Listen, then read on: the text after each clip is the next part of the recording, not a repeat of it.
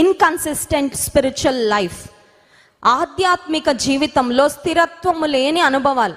కొంతమంది చూడండి, వాళ్ళ కొడుకుకి జాబ్ రాగానే 5 వారాలు 6 వారాలు టైంకి వచ్చేస్తారు, ఎదురుగా కూర్చుంటారు, ఆరాధనలో పాల్పొంతారు, వెళ్తారు. ఇక 2 నెలలు 3 నెలలు అవగానే కనబడరు అనమాట. అంటే వారిలో సంతోషంగా దేవుని వాక్యాన్ని స్వీకరించే అనుభవం ఉన్నప్పటికీ దేవునిలో నిలిచి ఉండే అనుభవము లేదు. ఒక మొక్క ఎప్పుడు ఫలిస్తుంది, ఒక చెట్టు ఎప్పుడు ఎదుగుతుందంటే దానికి వేరు ఎంత లోతుకు వెళ్తే ఆ బయట పైనున్న చెట్టు అంత బాగా ఆత్మీయ జీవితంలో పైకి నువ్వు ఎంత మంచిగా ఉంటున్నావు అనేది, ఎంత విశ్వాసంగా బలంగా ఉంటున్నావు అనేది నీ లోపల ఉన్న భక్తి మీద ఆధారపడి ఉంటుంది. లోపల భక్తి లేకుండా పైకి ఏమన్నా షో ఆఫ్ చేసినా కొన్ని రోజుల వరకే. డ్రామా ఎంతకాలం చేయగలమండి? కొంతమందికి డ్రామా చాలా ఇష్టం కదా, ఏదైనా కావాలంటే డైరెక్ట్గా వచ్చి అడగరు, ఇది ఇవ్వచ్చు కదా, అది చేయొచ్చు కదా, ఇండైరెక్ట్గా అడుగుతూ ఉంటారు కదండి. కొంతమందికి అన్ని ఇండైరెక్ట్గా అడగడం అలవాటు. భర్త దగ్గర వెళ్ళి ఇండైరెక్ట్గా మాట్లాడుతుంది, డైరెక్ట్గా మాట్లాడొచ్చు కదమ్మా, ఏం ప్రాబ్లం నీకు? ఎవరి దగ్గరికైనా వెళ్ళి నీకు ఏదైనా సమస్య ఉంటే డైరెక్ట్గా చెప్పరు. ఈ ఇండైరెక్ట్ మెథడ్ అలవాటు అయిపోయి ప్రార్థనలో కూడా ఇండైరెక్ట్గా చేస్తూ ఉంటారు. అర్థమవుతుందండి? ఒకసారట ఒక అమ్మాయి వాళ్ళ నానమ్మ దగ్గరికి వెళ్ళి, నానమ్మ నీకు మనవరాలు కావాలని ప్రార్థన చెయ్యి అంటుందంట. ఏంటండి, నీకు మనవరాల్ని ఇవ్వాలనుకుంటున్నా ప్రార్థన? నాకు కూతురు పుట్టాలని ప్రార్థన చేయమనట్లా, నీకు మనవరాల్ని ఇవ్వాలని.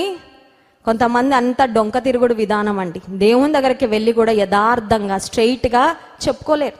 అది మంచి విధానం కాదు.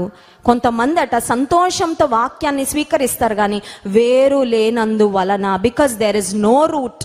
అందుకే ప్రకటన గ్రంథంలో ఒక చక్కని మాట, ప్రతి సంఘము గూర్చిన ప్రస్తావన వ్రాయబడిన ఆ సందర్భంలో మనం చూస్తాం. చూడండి, ప్రకటన గ్రంథం 2వ అధ్యాయము 7వ వచనం. ప్రకటన గ్రంథము 2వ అధ్యాయము 7వ వచనం.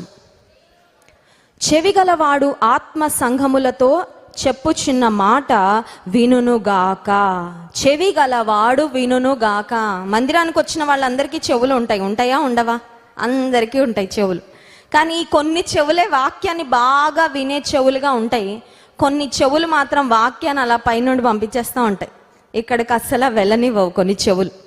ఆత్మ సంఘములతో చెప్పుచున్న మాట చెవిగలవాడు వినును గాక. అపోస్తల కార్యము 7వ అధ్యాయము 51వ వచనంలో కూడా ఒక మాట చూద్దాం. చూడండి, అపోస్తల కార్య గ్రంథము 7వ అధ్యాయం. కఠిన హృదయము గలవారిని గూర్చి స్టెఫను భక్తుడు రోషముతో దైవావేశముతో మాట్లాడుతున్న మాటలు ఇక్కడ చూస్తున్నాం. అపోస్తల కార్యము 7వ అధ్యాయము 51వ వచనం.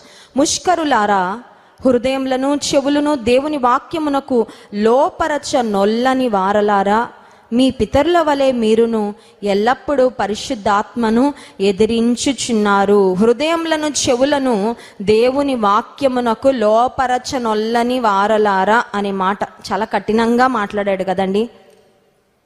స్టెఫను భక్తుడు దైవావేశంతో ఒక్కొక్క మాట మాట్లాడుతుంటే అది గన్లో నుంచి వచ్చిన ఒక్కొక్క తూటంలాగా తగులుతా ఉంది అక్కడ చుట్టూ ఉన్న వారికి. ఎందుకంటే వారికి అర్థమవుతుంది, మా పరిస్థితిని ఉన్నట్టుగా చెప్పేస్తున్నాడు ఏంటి ఈయన.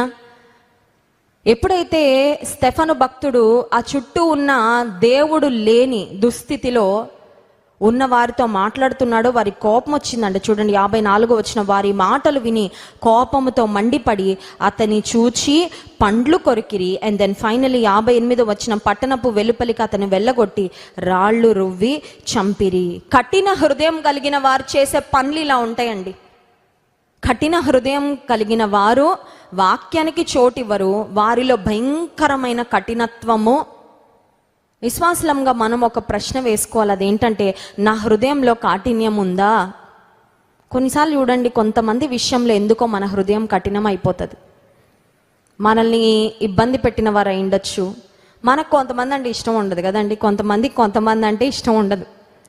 కొంతమంది శత్రువులు అయిపోతూ ఉంటారు నిష్కారణంగా. వారి మీద ఎందుకో హృదయం చాలా కఠినంగా ప్రవర్తిస్తాం. ఈ కఠినత్వం ఒక్కొక్కసారి దేవుని వాక్యం విషయంలో కూడా వచ్చేస్తూ ఉంటుంది. ఎలా ఉంటుందంటే, ఎంత శ్రేష్టమైన మాటలు దేవుడు తన సేవకుల ద్వారా సూటిగా మాట్లాడుతున్నా కఠిన హృదయం లాగా, బండ హృదయం లాగా ఒక్క మాట కూడా ఎక్కదు, ఒక్క మాట కూడా మన హృదయంలోకి వెళ్ళదు, ఒక్క మాటకి కూడా స్పందించలేని పరిస్థితి. స్టెఫెను కూడా అక్కడున్న వారిని అడ్రస్ చేస్తూ దైవావేశంతో మాట్లాడుతుంటే ఆ మాటలు వారికి నొచ్చుకున్నాయి. ఆ మాటలు విని సరి చేసుకోవాల్సింది బదులు ఇంకా కఠినమైపోయి పండ్లు కొరికి రాళ్ళు రువ్వి చంపారు అనే మాట మనం చూసినాం. సో రాతి నేల వంటి హృదయం మనకుంటే ఈరోజు అడుగుదాం, ప్రభా రాతి నేల వంటి హృదయం నాకు. ఎందుకంటే రాతి నేలలో ఎంత మంచి సీడ్స్ పడినా, ఎంత మంచి విత్తనాలు పడినా అవి ఖచ్చితంగా ఫలించవు. 3వ నేల చూడండి, 3వ నేల 18వ వచనం. ఇతరులు ముండ్ల పొదలలో విత్తబడిన వారు, వీరు వాక్యము విందురు గాని ఐహిక విచారములను, ధన మోసమును, మరి ఇతరమైన అపేక్షలను లోపల చొచ్చి వాక్యమును అణచివేయుట వలన అది నిష్ఫలము అగును. ముండ్ల పొదలలో విత్తబడిన వారు, హృదయం ఉంది, బాగానే ఉంది, కానీ కింద నేల బాగానే ఉంది, కానీ ఆ పైన కొన్ని ఫోర్సెస్ యాక్ట్ చేస్తున్నాయండి. కొన్ని బయట నుండి కొన్ని ఇన్ఫ్లుయెన్సెస్ ఈ హృదయం మీద పనిచేస్తూ ఉన్నాయి, కొన్ని అడ్డుల ఆటంకాలు ఉన్నాయి. ఈ ముండ్ల పొదలలో ఉన్న నేల, దానిపైన విత్తనాలు పడే చిన్నగా మొక్కలు వస్తున్నాయి, కానీ ఆ చుట్టూ ఉన్న ముండ్ల పొదలు వాటిని ఎదగనివ్వకుండా వాటిని అణచి వేస్తున్నాయి. ఈ ముండ్ల పొదలు ఏంటి అని ఆలోచన చేస్తే అవి ఐహిక విచారములు, ధన మోసము. ఒక్కొక్క ఆమె ఉంటుందండి, ప్రార్థన చేస్తున్నా కూడా ఆమె కష్టాలే గుర్తొస్తుంటాయి, ప్రార్థన కూడా చేయదు సరిగ్గా, అవునా కదా? కొంతమంది అంటారు ప్రార్థన చేయండి అమ్మా, దేవుని సన్నిధికి రండమ్మా అంటే అన్ని కష్టాలు తీరనివ్వండి అప్పుడు వస్తానంటారు. అంటే నీకు ఐహిక విచారాలు ఎక్కువైపోయి వాక్యపు విత్తనాలు పడకుండా, ఆ పడిన విత్తనాలు ఫలించకుండా నీ జీవితంలో నీ కలిగి ఉన్న కేర్స్ ఆఫ్ దిస్ వరల్డ్ నీలో ఉన్న ఆత్మీయ ఎదుగుదలను అణచివేస్తూ ఉన్నాయన్నమాట. యేసుక్రీస్తు ప్రభు కూడా ఈ లోకంలో పరిచర్య చేస్తున్న సమయంలో ఒక యవనస్తుడు యేసే వద్దకు వచ్చాడు. చూడండి, మత్తయి సువార్త 19వ అధ్యాయము 16వ వచనం. మత్తయి సువార్త 19వ అధ్యాయము 16వ వచనం. ఇదిగో ఒకడు ఆయన యొద్దకు వచ్చి, బోధకుడా నిత్య జీవము పొందుటకు నేను ఏ మంచి కార్యము చేయవలెనని ఆయనను అడిగాను. మంచి ప్రశ్నతో వచ్చాడు యవనస్తుడు, మంచి ఆశతో వచ్చాడు. నిత్య జీవం పొందాలి, దేవుని రాజ్య వారసుడిని కావాలి అని ఒక మంచి ప్యాషన్తో వచ్చాడు. యేసయ్య అన్నారు, 10 ఆజ్ఞలు పాటిస్తున్నావా, నిన్ను వలె నీ పొరుగువాన్ని ప్రేమిస్తున్నావా? ఇవన్నీ అడిగితే ఇవన్నీ ఎప్పటి నుంచో నేను ఫాలో అయిపోతున్నా ప్రభువా అనగానే అప్పుడు యేసు ఒక మాట చెప్పారు. చూడండి 21వ వచనం. అందుకు యేసు నీవు పరిపూర్ణుడ వగుటకు కోరిన ఎడల పోయి నీ ఆస్తిని అమ్మి బీదలకిమ్ము, అప్పుడు పరలోకమందు నీకు ధనము కలుగును. నీవు వచ్చి నన్ను వెంబడించుమని అతనితో చెప్పెను. అయితే ఆ యవనస్తుడు మిగుల ఆస్తి గలవాడు గనుక ఆ మాట విని వ్యసనపడుచు వెళ్ళిపోయాను. యేసే అన్నాడు, అన్ని ఫాలో అవుతున్నావు కానీ but there something that is lacking. ఎక్కడో ఒక కొదువ ఉందయ్యా. నువ్వు పరిపూర్ణుడు అవ్వాలంటే, కంప్లీట్ అవ్వాలంటే నీకు ఈ లోకంలో ఉన్న ఆస్తిపాస్తుల మీద, నీ దగ్గర ఉన్న ధనం మీద నీకు చాలా ఆశ ఉంది. అదంతా అమ్మి బీదలకిచ్చి నన్ను వచ్చి వెంబడించంటే డిసప్పాయింట్ అయిపోయాడంట. చూడండి, ప్రతి విశ్వాసి కూడా వారి జీవితంలో పరిపూర్ణులు అవ్వడానికి ఏదో ఒకటి ఉంటుంది, ల్యాక్. ఒక్కొక్కరికి ఒక్కొక్కటి, అది అందరికి ఒకటే ఉండదు. దేవునికి ఇంకా దగ్గర అవ్వకుండా, పరిపూర్ణతలో సాగిపోకుండా, ఆత్మీయంగా దేవుడు కోరుకున్న విధానంలో ఎదగకుండా మనల్ని అణచివేస్తున్న ముండ్ల కంపలు లేకపోతే ముండ్ల పొదలు ఏవో ఉంటాయి. ఇప్పుడు ఆ ముండ్ల పొదలను తీసివేయకపోతే, ఆ ముండ్ల పొదల్లో నుండి నువ్వు బయటకు రాకపోతే ఎదగలేవు, అంతే. నేను ఇక్కడే ఉంటానండి, ముండ్ల పొదలు, ఈ ముండ్ల పొదల్లో అవి గుచ్చుతా ఉంటే ఆ ముండ్ల పొదల్లోనే ఉంటానండి, I would like to stay there అంటే నువ్వు ఆత్మీయంగా ఎప్పుడు కూడా ఎదగలేవు. కొంతమంది వారి విశ్వాస జీవితంలో ముండ్ల పొదలలో విత్తబడిన విత్తనాల వంటి అనుభవాన్ని కలిగి ఉన్నవారు. లూకాసు వార్త 16వ అధ్యాయము 13వ వచనంలో ఒక మాట ఉంది, చూడండి. లూకాసు వార్త 16వ అధ్యాయము 13వ వచనం. ఏ సేవకుడును ఏ సేవకుడును ఇద్దరు యజమానులను సేవింపలేడు. ఇద్దరు యజమానులను సేవింపలేడు. వాడు ఒకనిని ద్వేషించి ఒకనిని ప్రేమించును. లేక ఒకనిని అనుసరించి ఒకనిని తృణీకరించును. మీరు దేవునిని సిరిని సేవింపలేరని చెప్పెను. కొన్నిసార్లు పిల్లలు మన దగ్గరకు వచ్చే ఒక ప్రశ్న అడుగుతారు, అక్క అంటే ఇష్టమా, తమ్ముడంటే ఇష్టమా, పెద్దోళ్ళంటే ఇష్టమా, చిన్నోళ్ళంటే ఇష్టమా అడుగుతూ ఉంటారు కదండి. కొన్నిసార్లు తల్లిదండ్రులు కూడా పిల్లల్ని పిలిచి అమ్మంటే ఇష్టమా, నానంటే ఇష్టమా అంటే స్మార్ట్ ఆన్సర్ ఏంటంటే అందరంటే ఇష్టం, సమానంగా అమ్మన్నా ఇష్టమే, నానన్నా ఇష్టమే. ముగ్గురు పిల్లలంటే ముగ్గురంటే ఇష్టం, ఇద్దరు ఉంటే ఇద్దరంటే ఇష్టం, స్మార్ట్ ఆన్సర్. ఇప్పుడు యేసయ్య మన దగ్గరకు వచ్చి ధనం అంటే ఇష్టమా, నేనంటే ఇష్టమా అంటే రెండు ఇష్టం అంటే అది స్మార్ట్ ఆన్సర్ కాదు, డిస్క్వాలిఫై అయిపోతాం. అర్థమవుతుందండి? నాకు డబ్బు కావాలి, దేవుడు కావాలి, నాకు లోకం కావాలి, దేవుడు కావాలి, అపవిత్రత కావాలి, పరిశుద్ధత కావాలి, లోకాశలు కావాలి, దైవికమైన ఆశలు కూడా ఉన్నాయంటే it doesn't work out that way. ఆ రకంగా పని జరగదండి.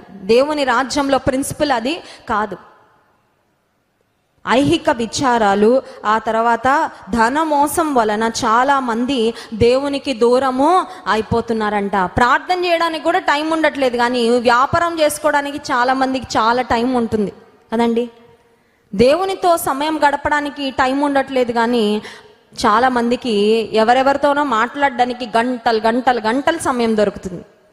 కారణం ఏంటంటే ఐహిక విచారాలు, ఈ లోక సంబంధమైన ఆకర్షణలు వారిలో దేవుని ఆత్మీయమైన విధానాలలో ఎదగకుండా వారిని అనగద్రొక్కుతూ ఉన్నాయి. సో మూడవది ముండ్ల పొదలు. 4వ భూమి, 4వ నేల చూడండి. మంచి నేల అంటే 20వ వచనం. మంచి నేలను విత్తబడిన వారు ఎవరనగా వాక్యము విని దానిని అంగీకరించి ముప్పదంతలుగా 60దంతలుగా 100ంతలుగాను ఫలించు వారని చెప్పెను. హల్లెలూయా. ఇప్పుడు ఈ 4 నేలల్లో ఏ నేలగా మనం ఉండాలి, ఏ నేలగా మనం ఉండాలని దేవుడు కోరుకుంటున్నాడు? మొట్టమొదటిది త్రోవ ప్రక్కన ఉన్న నేల, రెండవది రాతి నేల, మూడవది ముండ్ల పొదలలో ఉన్న నేల, 4వది మంచి నేల. ఈ మంచి నేల it is perfectly prepared soil for the seeds to germinate and grow. ఈ మంచి నేల ఎలా ఉందంటే సంపూర్ణంగా సిద్ధపడి ఉందంట. విత్తనం పడగానే ఆలస్యము, ఆ విత్తనాన్ని చక్కగా దాని లోపల అది పెంచి ఆ విత్తనము 30దంతలుగా 60దంతలుగా 100ంతలుగా ఫలించే విధానంలో ఆ నేల అంత అద్భుతంగా ఉంది. మన హృదయం అనే నేలను దేవుడు మన చేతిలో పెట్టేశాడు. ఫుల్ ఫ్రీడమ్, అవునా కదా? మన హృదయం దగ్గరికి దేవుడు ఏమన్నా యాక్సెస్ రైట్స్ ఏమన్నా తీసుకున్నాడండి? హృదయంలో ఇంత భాగం వరకే మీకు పర్మిషన్, మిగతాదంతా నా కంట్రోల్లో ఉంటుంది అని దేవుడు ఎవరితోనో చెప్పాడా? అస్సలు లేదు. మన హృదయం మన ఇష్టం కదండి. చెప్పడానికి ఏమో బాధపడక్కర్లేదు, ఉన్నమాటే కదా. మన హృదయం ఏం ఆలోచించుకుంటావో, ఏం తలస్తావో, ఏం చేస్తావు నీ ఇష్టం. నీ హృదయాన్ని ఎవరి చేతిలోనో పెడతావా, నీ హృదయాన్ని పాడు చేసుకుంటావా, నీ హృదయాన్ని క్లీన్ చేసుకుంటావా, నీ ఇష్టం. మన ఇల్లు మన ఇష్టం కదా. మన ఇంట్లో సొంత ఇల్లు అనుకోండి, ఇంకా అసలే ఫుల్ ఫ్రీడమ్. ఎవరు వచ్చి మనల్ని అడిగేవాళ్ళు. మన హృదయాన్ని దేవుడు మన చేతిలో పెట్టాడు, కానీ మన హృదయము దేవుని కొరకు అనువైన నిలయముగా మార్చుకోవాల్సిన బాధ్యత మన చేతిలోనే. We can either destroy our heart, we can either harden our heart, or we can keep our heart as a good soil. మన హృదయాన్ని బండరాయిలాగా రాతి నేల వలె మనం చేసుకోవచ్చు, లేదా మంచి నేల వలె అయినా మన హృదయాన్ని సిద్ధపరిచి, ఇదిగో ప్రభా నా హృదయం మంచి నేలలాగా ఉంది, నా హృదయంలో పడే ప్రతి వాక్యపు విత్తనము అది ఫలించునట్లుగా నేను కూడా నా వైపు నుండి నేనేం చేయాలో నేను అది చేస్తా ప్రభా. ఈ రోజుల్లో కొంతమంది అనుకుంటున్నారు అన్ని దేవుడే చేస్తాడండి. దేవుడు అన్నీ చేయగలడు, కానీ కొన్ని నీ చేతిలో పెట్టాడు తెలుసా? అది నీ హృదయాన్ని తెరచి యేసయ్యని ఆహ్వానించడం నువ్వు చేయాలి. అది ఆయన బలవంతంగా రాడు. నీ హృదయంలో ఆయనకి ఇష్టం లేని అనుభవాలు కొన్ని ఉన్నాయి, వాటిని విడిచిపెట్టాల్సి నువ్వే చేయాలి. నీ హృదయంలో ఏదైనా చెత్త ఉంటే ఆ ట్రాష్ పడేయాల్సి నీ బాధ్యత. దేవుడు వచ్చి చేయడండి. మున్సిపాలిటీ వాళ్ళు వచ్చి మన ఇంట్లోపలికి వచ్చి క్లీన్ చేస్తారండి? మనం చేసుకోవాలా. ఆ డస్ట్బిన్ బయట పెడితే వాళ్ళు తీసుకెళ్తారు తప్ప ఇంట్లోకి వచ్చి మన బెడ్రూమ్ వాళ్ళు క్లీన్ చేయరు. చాలాసార్లు నా హృదయం అంతా దేవుడికి అడిగేసుకుంటాడులే అంటే నువ్వు అనుమతి ఇవ్వట్లేదు కదా, నువ్వు అవకాశం ఇవ్వట్లేదు కదా, నువ్వు దేవునికి చోటు ఇవ్వట్లేదు కదా. నీ హృదయం ఎలా కడుగబడుతుంది, నీ హృదయం ఎలా శుద్ధి చేయబడుతుంది? దిస్ గుడ్ సాయిల్, మంచి నేల అంట ఫలిస్తుందంట. హల్లెలూయా. ఫలభరితమైన నేల. సో మంచి నేల ఎక్కడైతే ఉంటుందో ఆ ప్రక్కన నుంచి ఎవరైనా త్రోవ ప్రక్కన నుంచి వెళ్తా ఉంటే ఆ మంచి నేలను చూడగానే కళ్ళకి ఎలా ఉంటుందండి? రమ్యంగా. గ్రీన్ అనే కలర్కి చాలా మంచి ఎఫెక్ట్ ఉంటుందంటండి. గ్రీన్ అనే కలర్కి కామింగ్ ఎఫెక్ట్ ఉంటుందంట. అందుకని చెట్లు పెంచుకోవడం వల్ల it's not just the purification of air, మంచిగా గాలి పరిశుద్ధపరచబడి క్లీన్ అయ్యి ఆక్సిజన్ రావడమే కాదు, కానీ పచ్చదనం కళ్ళకి మైండ్కి కూడా చాలా కామింగ్ ఎఫెక్ట్ అంట. మీరు మీ ఇంటి చుట్టూ పచ్చదనాన్ని కలిగి ఉంటే ఆ మొక్కలు చూసినప్పుడు కూడా మీ మనసు చాలా కామ్ డౌన్, రిలాక్స్ అవుతుందంట. ఇప్పుడు ఒక మంచి నేల ప్రక్క నుండి ఎవరైనా వెళ్తుంటే ఆ మంచి నేల బీడు భూమిలాగా ఉండదు. ఆ మంచి నేలలో ఎండిపోయిన ముండ్ల తుప్పలు ఉండవు. ఆ మంచి నేల ఎలా ఉంటుందంటే పచ్చగా, ఆ మంచి నేలలో కాయలు ఉంటాయి, పువ్వులు ఉంటాయి, చాలా చక్కగా కనబడతా ఉంటుంది. ఆ మంచి నేలను సాగు చేస్తున్న వ్యక్తికి కూడా ఎంతో ఆనందము కలుగుతుంది. యోహాను సువార్త 15వ అధ్యాయం 1వ వచనంలో మనం చూసినట్లయితే, నేను నిజమైన ద్రాక్షవల్లిని, నా తండ్రి వ్యవసాయకుడు. ఇప్పుడు దేవుడు వ్యవసాయకుడుగా, హీఈస్ ద గార్డెనర్.